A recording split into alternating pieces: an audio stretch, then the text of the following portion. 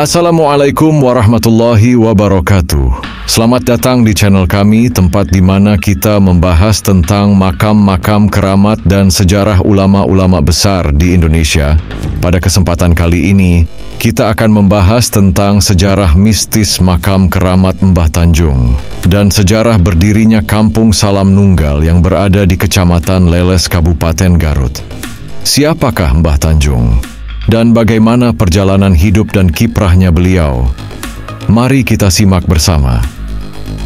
Dan sebelum kita lanjut ke pembahasannya, silahkan tekan dulu tombol like video ini, dan jangan lupa tekan juga tombol subscribe channel ini.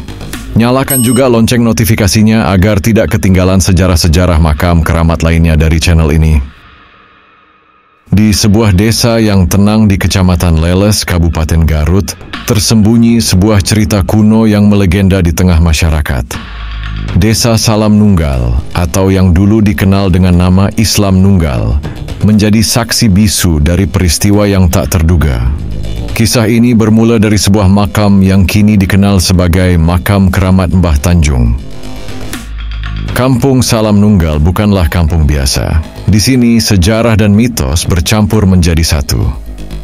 Nama Salam Nunggal, menurut cerita rakyat yang diturunkan dari generasi ke generasi, berawal dari sebuah tragedi yang melibatkan tokoh legendaris dari masa lampau, yaitu Prabu Kian Santang, yang juga dikenal sebagai Sunan Rohmat.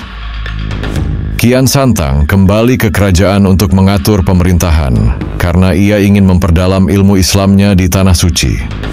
Kian Santang berangkat ke Tanah Suci melalui Muara Jati, Cirebon, naik kapal saudagar dari Persia. Perjalanan menuju Tanah Suci memakan waktu selama 1 bulan.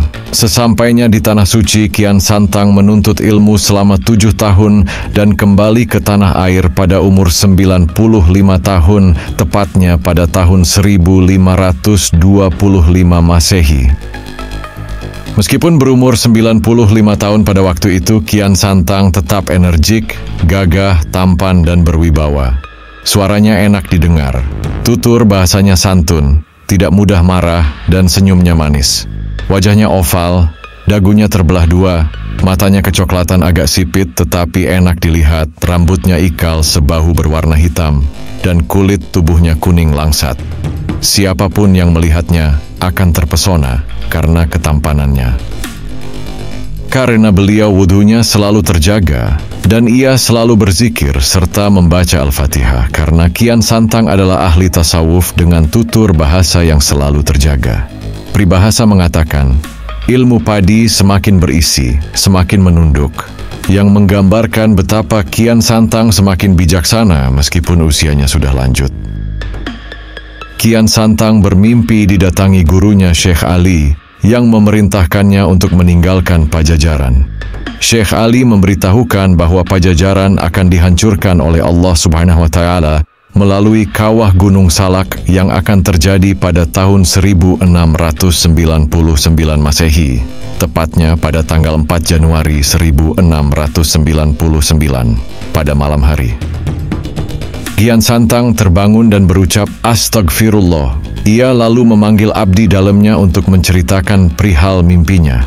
Setelah itu, Kian Santang pun berpamitan kepada abdi dalamnya dan membawa bekal secukupnya untuk pergi mencari tempat tinggal baru.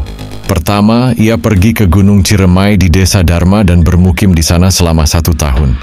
Kemudian ia melanjutkan perjalanan ke Gunung Galunggung, meskipun hanya beberapa bulan, dan kemudian melanjutkan ke daerah Garut. Dari beberapa gunung di Garut yang ia kunjungi, namun hanya satu yang cocok, yaitu Gunung Lebak Agung Suci Garut. Suatu hari ketika Kian Santang sedang duduk usai sholat duhur, seorang lelaki datang dan mengucapkan salam. Assalamualaikum. Kian Santang menjawab, Waalaikumsalam. Lelaki tersebut adalah Mbah Tanjung. Beliau menyampaikan keinginannya untuk dibersihkan atau dihitan, disundat. Kian Santang merasa kebingungan karena belum pernah menghitankan orang lain. Pada waktu itu, Kian Santang selalu memerintahkan para tabib kerajaan untuk melaksanakan tugas tersebut. Meskipun merasa ini adalah tantangan berat, Kian Santang takut jika tidak dihitan, lelaki itu tidak akan masuk Islam. Akhirnya, Kian Santang menyanggupi dan melakukan khitan. Namun saat proses khitan, batang zakar lelaki itu terbuang dan darah berhamburan. Akhirnya lelaki itu wafat dan Kian Santang memberi penghargaan berupa lisan dengan sebutan Islam Nunggal. Lelaki tersebut dimakamkan di tempat yang kini dikenal dengan nama Kampung Salam Nunggal, tepatnya di Kecamatan Leles, Kabupaten Garut, Jawa Barat. Namun di balik keindahan kampung ini, ada sebuah makam keramat yang menjadi pusat perhatian masyarakat. Makam ini dikenal dengan nama Makam Mbah Tanjung, tempat bersemayamnya seseorang yang menjadi saksi awal mula tradisi khitan di tanah ini. Tetapi kisah di balik makam ini begitu kelam dan penuh misteri. Makam Mbah Tanjung yang terletak di RW 05 Kampung Salam Nunggal menjadi tempat yang tidak hanya dipenuhi oleh sejarah, tetapi juga oleh cerita-cerita mistis. Banyak yang mengatakan bahwa makam ini memiliki keistimewaan tersendiri. Banyak pengunjung yang datang untuk berziarah dan memohon berkah kepada Allah Subhanahu wa Ta'ala, atau mencari jawaban dari masalah hidup. Beberapa warga mengaku mendengar suara-suara aneh di sekitar makam, terutama saat malam tiba. Terkadang terdengar bisikan lembut, seolah ada yang berkomunikasi dari alam lain. Ada juga yang mengatakan bahwa mereka pernah melihat bayangan misterius yang berjalan di sekitar makam, namun menghilang dengan cepat. Namun yang paling sering dibicarakan oleh para penduduk adalah kemunculan seekor macan hitam. Di malam-malam tertentu, terutama saat bulan purnama, ada yang mengaku melihat sosok macan hitam besar berjalan mengitari makam. Sosok macan ini sering dianggap sebagai penjaga gaib yang melindungi makam Mbah Tanjung dari gangguan. Macan ini tidak pernah mengganggu siapapun. Ia hanya muncul dalam diam, seolah menjaga ketenangan makam dan menghormati Mbah Tanjung yang bersemayam di sana. Namun, bagi yang melihatnya, pengalaman tersebut tidak pernah dilupakan. Aura misterius dan sakral terasa begitu kuat saat sosok macan hitam itu menampakkan diri. Mbah Tanjung meski tragis akhir hayatnya dipercaya memiliki karomah atau kekuatan gaib. Banyak yang mengatakan bahwa beliau memiliki benda-benda pusaka yang diwariskan kepada kampung ini. Di malam-malam tertentu, terutama saat ada acara adat atau ziarah besar, benda-benda pusaka tersebut dipercaya muncul secara tiba-tiba di sekitar makam. Ada yang mengatakan bahwa pernah terlihat keris kuno muncul dari dalam tanah di dekat makam, seolah didorong oleh kekuatan gaib. Batu-batu permata yang bercahaya kadang-kadang tampak berserakan di tanah, tetapi saat dicoba untuk diambil, mereka akan menghilang begitu saja.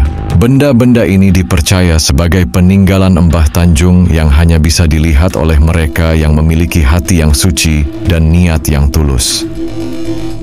Hingga kini, masyarakat Kampung Salam Nunggal masih menjaga tradisi dan keyakinan mereka terhadap makam Mbah Tanjung. Setiap tahun, diadakan ziarah dan upacara adat untuk menghormati sosok yang dianggap sebagai leluhur mereka. Di balik segala cerita mistis, penampakan macan hitam, dan kemunculan benda-benda pusaka, makam ini tetap menjadi pusat spiritual bagi mereka yang percaya. Misteri di balik makam ini tetap hidup mengalir bersama angin malam yang menyapu kampung. Setiap generasi terus menuturkan kisahnya, membuat kita bertanya-tanya, adakah kebenaran di balik legenda Mbah Tanjung? Atau mungkinkah ini hanya sekadar cerita rakyat yang tumbuh subur di hati masyarakat? Semuanya kita kembalikan kepada Allah Subhanahu wa Ta'ala.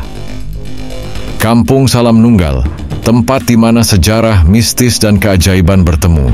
Disinilah makam Mbah Tanjung tetap menjadi saksi bisu dari masa lalu yang kelam dan penuh misteri. Mungkin suatu hari kita akan mengetahui seluruh kebenarannya. Atau mungkin rahasia ini akan tetap tersembunyi di balik kabut malam yang menyelimuti makam keramat ini. Apakah Anda berani mengunjungi makam ini dan mencari tahu sendiri misterinya menanti Anda? Demikianlah kisah mistis makam keramat Mbah Tanjung, kunci berdirinya Kampung Salam Nunggal. Semoga cerita ini bisa memberikan inspirasi dan pengetahuan bagi kita semua. Dan buat teman-teman yang baru bergabung di channel ini, silahkan tekan dulu tombol like, subscribe, dan bagikan ke semua teman-teman kalian, biar tidak ketinggalan video-video terbaru dari channel kami. Terima kasih. Wassalamualaikum warahmatullahi wabarakatuh.